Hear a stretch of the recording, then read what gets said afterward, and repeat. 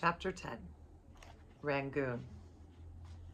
The following morning there was nothing else Adoniram and Anne could do but disembark. Anne was too sick to walk, and an armchair with bamboo poles threaded through the arms was rigged to carry her. Adoniram walked along the deeply rutted road beside her. His wife was pale and scarcely moving. A large sunbonnet flopped down over her face. Adoniram anxiously hoped that now that she was back on solid ground, she would soon recover. The hired servants carrying Anne set her down outside the customs house. Within minutes, a crowd had gathered. Small children, completely naked, and many smoking cigars, giggled as they poked at Anne's shoes. Several older women, brightly dressed in long tunics, their well-oiled hair knotted back in tight buns, drew closer and closer. "I bet they've never seen a white woman before," commented the captain of the Georgiana as he emerged from the customs house. "There's no one more inquisitive than a Burmese woman," he added. As if to confirm his words, one of the women dashed forward and pushed Anne's sunbonnet back out of the way so they could see all her face. A gasp went up from the crowd. "See what I mean?" said the captain. Anne smiled at the crowd, who giggled back. "Go on in," continued the captain. "I've filled out your debarkation papers." Adoniram motioned to the chair carriers, who lifted Anne up again and carried her into the customs house. House was a rather grand name for the structure, which was really nothing more than a bamboo hut with woven grass sides. Through a series of gestures, Adoniram learned that 1/10 of everything he had brought with him would be kept as a tax for the king. Both he and Anne were thoroughly searched to make sure they were not smuggling anything into Burma, and the correct papers were then stamped, and the couple was dismissed. But where would they go? Adoniram knew of only one person in all of Burma, and that was William Carey's son, Felix, who lived somewhere in Rangoon. As it turned out, the Carey's house was not far from the customs house. Soon Adoniram and Anne found themselves looking up at a stately teak home, quite out of place because of its solid construction. Adoniram pulled a rope attached to a bell, and within a few seconds, an old native man appeared. The man was startled to see 2 white people at the gate, and he immediately swung the gate open and ushered the couple into a courtyard. Soon a tall, slim woman arrived, trailed by 3 toddlers. She was dark-skinned, but not as dark as the Burmese people. Adoniram guessed she was Felix Carey's wife, whom he had been told was part Portuguese and part Burmese. "Mrs. Carey?" he asked. The woman nodded and lowered her eyes. "Yes, my husband has gone to Ava," she said in broken English. Then looking at Anne, she gestured. Come in. Over a lunch of tea and rice, Adoniram was able to explain a little about who they were and why they had come to Burma. Mrs. Carey listened attentively and then invited the Judsons to stay with her until Felix returned. With great relief, Adoniram left Anne to rest and returned to the Georgiana to retrieve their belongings and clear them through customs. It took the rest of the day to accomplish this task, but by nightfall, everything the Judsons owned was ashore. For better or for worse, they were now in Burma. Felix Carey arrived home the following day. He explained that he had been in the royal city of Ava, vaccinating the young princes and princesses against smallpox. Adoniram was intrigued by this. He had read about this modern idea of vaccination, but it was still very new and quite dangerous, according to most people. "I've studied it," Felix Carey said authoritatively, "and I am convinced it is the best way to stop this terrible scourge. The king has given me permission to vaccinate the entire province." "Very impressive," replied Adoniram. "The king must trust you greatly." Felix shrugged. "Today, perhaps, but tomorrow, who can say? Tomorrow he might decide to have my head. You can never tell in Burma." Adoniram nodded. "So I hear," he said dryly. Felix Carey continued. It seems Providence has brought you here. My family and I are about to leave for a visit with my father in Serampore. My only worry in going was leaving this house with no Christian witness in it, and not being able to continue work on my Burmese grammar book and Bible translation. But it seems God has it all under control. Your timing is perfect. Adoniram gulped. But, he spluttered, how soon are you leaving? Next week, replied Felix. But don't worry. I will leave a housekeeper and a yard boy for you, and I know of a very good Burmese scholar who might be willing to teach you the language. Thank you, replied Adoniram, trying to digest the turn of events. Over the next few days, Adoniram and Felix Carey spent much time together. There were some customs Adoniram had to learn quickly, because to go against them could be fatal. Felix advised him to be very careful with his feet. Know where they are pointed at all times, he warned. What do you mean? Asked Adoniram. The Burmese are very concerned about feet. Never touch anyone with your foot. Never point at anyone with your foot. Never sit so that the bottom of your feet are showing. And never, ever stamp your feet. That's the most insulting thing you could ever do. You would never be forgiven for doing that. Such talk made Adoniram feel very uneasy. He wondered what other mistakes he might make. Everything was so different. He could end up insulting the whole city and never even know it. 2 weeks later, Adoniram and Anne were on their own. There was not another English-speaking person in all of Rangoon. The couple had to rely on Felix Carey's old servants to continue cooking and going about their business without any instructions from them. Both Adoniram and Anne realized that learning the Burmese language was the most important thing they could do right then, and they began lessons immediately. The old scholar Felix Carey had recommended to teach them was a Hindu man who spoke no English. Lessons, which lasted for 12 hours a day, 6 days a week, were very frustrating at first. Adoniram and Anne had no way of discussing grammar or the makeup of the Burmese language with their teacher. Instead, they had to learn the language the way a little child would, by pointing at a familiar object and waiting to be told what its name was in Burmese. Writing the language came a little easier, though. The Burmese alphabet consisted of many shapes, made up of circles and arcs. It was not as difficult to write as it looked, and soon both Adoniram and Anne were filling pages with the rounded shapes that made up the language. However, when they came to writing words and sentences, they got a surprise. Written Burmese contained no periods, no commas, no question marks, no other punctuation marks of any kind. It did not even use spaces between the words. Since words all ran together, the reader had to make up his or her own mind where one word ended and another began. Thankfully, Felix Carey had left the Judsons with the unfinished Burmese grammar book he was writing, and Adoniram and Anne were able to get some help from it as they studied.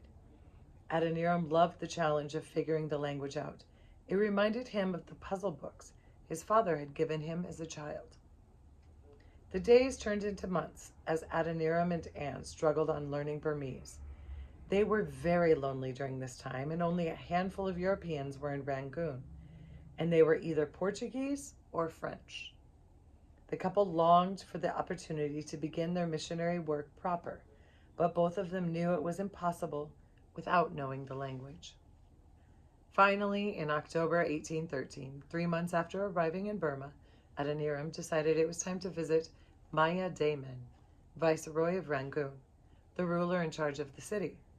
He requested an audience with the Viceroy and received a summons to the palace. The day of his audience, however, the Viceroy seemed very bored and paid little attention to the American man stammering on in broken Burmese. Adoniram went home wondering whether the Viceroy had even noticed he was there. By the following morning, Anne had come up with an idea. She told Adoniram that if he could not make an impression on the Viceroy, Perhaps she could make one with the viceroy, his head wife. Adoniram was reluctant to allow his wife to attend court. The viceroy and his wife had absolute power, and they often had people who displeased them beheaded.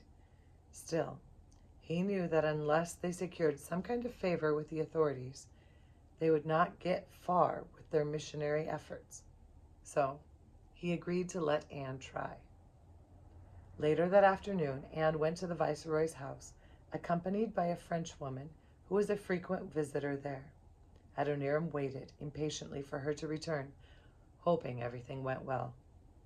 Finally, Anne burst into the house, her eyes shining. "Thank God!" she exclaimed, untying her bonnet and hanging it up. "Oh, Adoniram, I wish you had been there." Adoniram grinned at her. His wife was always at her best in a crowd. He had known that since the day he met her back in New England. "Tell me all about it," he said.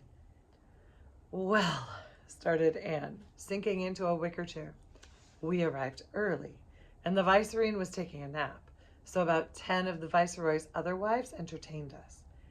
Actually, I think we entertained them. You should have seen them. They called their children, about 20 of them, and they all examined our clothes. They wanted to try on our bonnets and gloves and see our petticoats and stockings. I was just showing them what I kept in my pocket bag when the viceroy came in. You should have seen her, Adoniram. She is a beautiful woman, and she was wearing a gold embroidered gown and smoking a long silver pipe." Before continuing, Anne took a long sip from the cup of water the cook had brought for her. When the viceroy walked into the room, all the other wives jumped out of the way and crouched down alongside the walls. The children all disappeared too. The viceroy then beckoned Madame Duval and me to sit on a mat with her. She asked so many questions. Sometimes I didn't know enough Burmese to answer them. I do hope she understood me. "What kind of questions did she ask?" inquired Adoniram. "All sorts. How long did we intend to stay in Rangoon? Where did we come from? And how many wives you brought with you to Burma?" Adoniram chuckled at the viceroy's last question and then asked, "Did you get to see the viceroy?" Anne nodded. We had been talking for about half an hour when a servant announced his arrival. I got to my feet and bowed low, and when I looked up, there he was. What a fierce-looking man! He looked as though he had come straight from the battlefield. He was holding a 6-foot-long spear and looked like he would order us out at any moment. But when he saw his wife, his demeanor softened, and he had a servant offer us drinks. He did not stay long, but I am sure he knew I was your wife. When Madame Duval and I were ready to leave, the viceroy grabbed my hand. She told me I must come back and visit her often, and that she would consider me like a sister from now on. Adoniram chuckled again. "You certainly make a better diplomat than I do," he said with admiration. "God willing, we will not need to call in the viceroy for any special favors. But in Rangoon, anything can happen." In January 1814, Adoniram and Anne got to see for themselves just how cruel Burmese justice could be. The house next door was attacked by a band of about 20 robbers, armed with swords and knives. The robbers stole everything they could carry and stabbed the owner to death as they left. A week later, 7 of the thieves were found, and the viceroy decided to make an example of them. He ordered them to be displayed in the marketplace. Their hands and feet were tied, and their abdomens were cut open so their intestines spilled out. The robbers died a slow and painful death, and their bodies were left in the marketplace for 3 days for the local people to look at as a reminder of who was in control in Rangoon. The sight of the 3 bodies sickened Adoniram and Anne, who worked even harder on their language studies. The need to share the gospel with the Burmese people and tell them about a new way to treat one another was more urgent than ever. Around the middle of 1814, Felix Carey, his wife, and their 3 children arrived back in Rangoon. Felix had been offered a permanent post in the royal government in Ava, and he had accepted the position. However, since this meant he would have to give up his missionary career, Adoniram and Anne would be the only official missionaries in Burma. Adoniram and Anne liked Felix Carey and his family and had looked forward to getting to know them all better. So it was with mixed emotions that they said farewell to the Careys as they boarded a government boat for the journey upriver to Ava. It would have been an even sadder farewell had they known what lay ahead. Felix Carey was the only member of his family to survive the trip. The boat had sailed only a few miles upriver when a storm swept in, whipping up the surface of the river and capsizing the boat. Despite Felix's desperate attempts to save his family, his wife and 3 children were all drowned. Felix Carey himself was so traumatized by the event that he did not go on to Ava. Instead, he wandered off aimlessly into the Burmese interior. Because of the poor communications in Burma, it was 2 weeks before Adoniram and Anne received word of the tragedy. They were both deeply saddened by the news.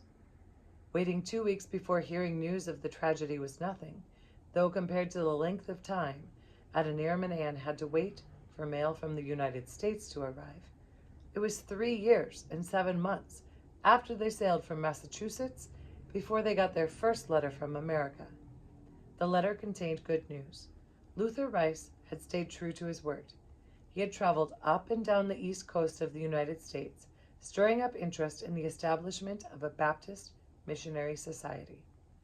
In May 1814, such a society had been founded under the long name of the General Missionary Convention of the Baptist Denomination in the United States of America for Foreign Missions. Adoniram and Ann Judson had been appointed as the new society's first missionaries. Luther Rice was also being supported so that he could continue with the task of raising interest in and money for the new society. Adoniram and Anne could not have been more pleased. Now they could write to William Carey and the English Baptist missionaries in Serampore and tell them they no longer needed their support. As exciting as word of their new support was, the news that another missionary couple, George and Phoebe Hugh, were on their way to join the Judsons in Burma. George was a printer by trade and was bringing a small printing press with him. This was more than Adoniram and Anne could have hoped for. They would no longer be the only missionaries in Burma. All this good news, coupled with the fact that Anne was due to have a baby any day, lifted their spirits. On September 11th, 1814, Adoniram delivered a healthy baby boy. He and Anne named their son Roger Williams Judson, after Roger Williams, an early missionary to the Indians in New England. Both Anne and Adoniram hoped that their son, like his namesake, would grow up to be a missionary. Roger Williams Judson was the first white baby to be born in Rangoon, and whenever Anne took him out of the house, a crowd gathered. "Look at how white his feet are," they would exclaim, or "His eyes are the color of the sky." By now, the Judsons' hard work was beginning to pay off. Anne was able to speak fluent Burmese, while Adoniram, who had spent hundreds of hours with his tutor, had a deep understanding of how the language was put together and had nearly finished writing the Burmese grammar book Felix Carey had begun. It looked as though the hard times were behind them. The Viceroy accepted their presence. More missionaries were on their way. Adoniram and Anne were healthy. The baby was thriving, and the missionaries were beginning to have meaningful conversations with the local people about the gospel. It seemed nothing could go wrong now.